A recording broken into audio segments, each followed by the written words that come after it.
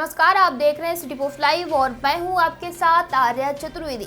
बिहार में बन रहे दरभंगा एयरपोर्ट से दिल्ली, मुंबई और बेंगलुरु के लिए इसी साल 1 अगस्त से विमानों का परिचालन शुरू हो जाएगा। 1 मई से टिकटों की बुकिंग भी शुरू हो जाएगी। आपको बता दें कि छोटे छोटे शहरों को स्पाइस जेट देश के अन्य भागों से जोड़ रहा है। उड़ान योजना के तहत प्रथम चरण में 3 महानगरों के लिए सीधी उड़ान सेवा शुरू की जा रही है। इसके बाद देश के अन्य भागों को भी जोड़ा जाएगा।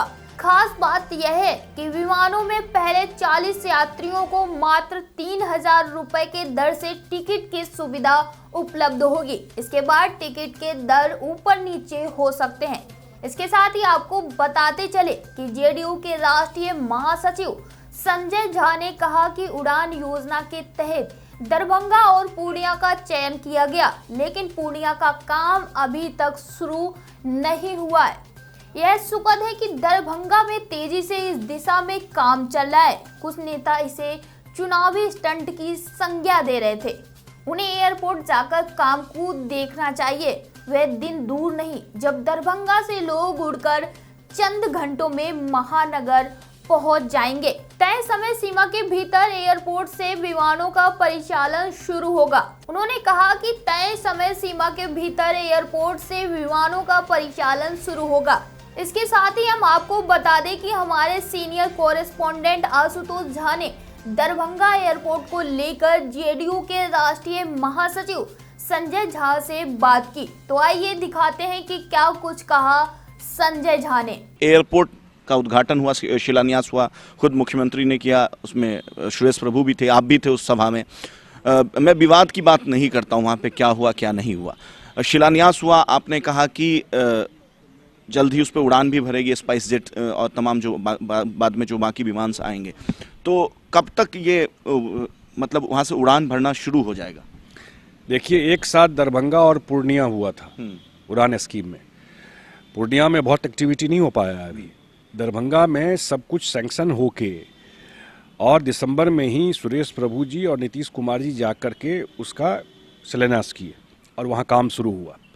ऑलरेडी रनवे पे काम चल रहा है और मई के लास्ट तक रनवे का काम पूरा हो जाएगा। और जो सिविल इनक्लेव है, जो टर्मिनल बिल्डिंग बनना है, अभी तो टेम्पररी बनेगा, तो उस पर भी काम चल रहा है।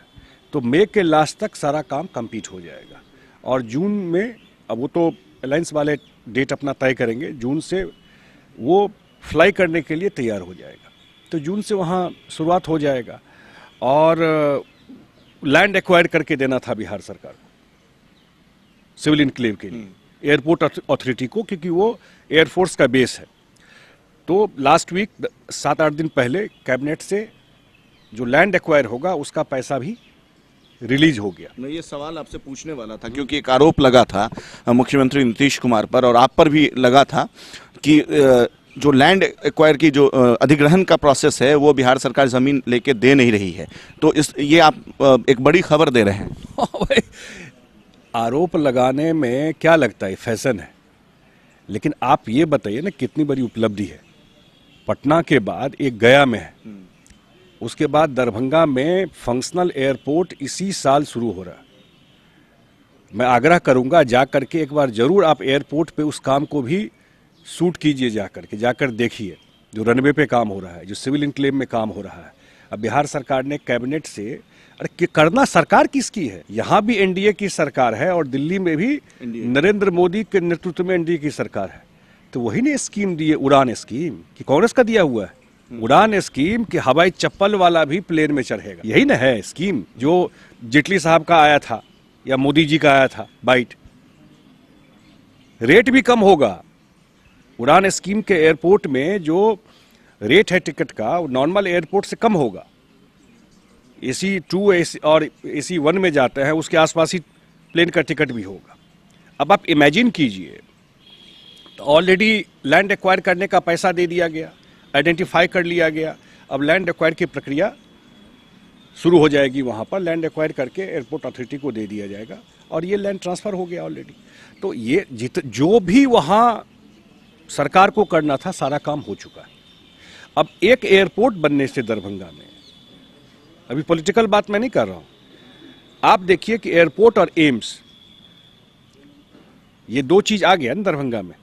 अब ये दो चीज पूरा उस बेल्ट को ट्रांसफॉर्म करेगा कि नहीं करेगा। कोई इन्वेस्टमेंट करना चाहता है, मुझे अभी कोई संपर्क किए कि वो एक यूनिवर्सिटी खोलना चाहता, बोले इससे पहले इसलिए नहीं सोचते थे क्योंकि 4 घंटा 5 घंटा लगता मेरे फैकल्टी को, हम लोगों को जाने में यहाँ से।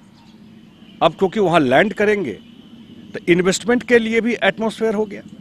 कोई एम्स में बड़ा डॉक्टर आएगा, वो सुबह दिल्ली से चल के वहाँ दिन भर दे के शाम में वापस दिल्ली भी जा सकता है, तो इन्वेस्टमेंट का एटमॉस्फेयर हो गया।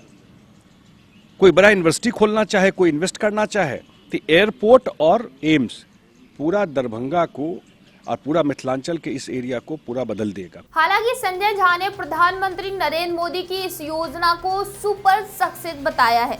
फिलहाल अब तक के लिए इतना ही, और अपडेट जानने के लिए बने रहिए हमारे साथ और देखते रहिए सिटी पोस्ट लाइव।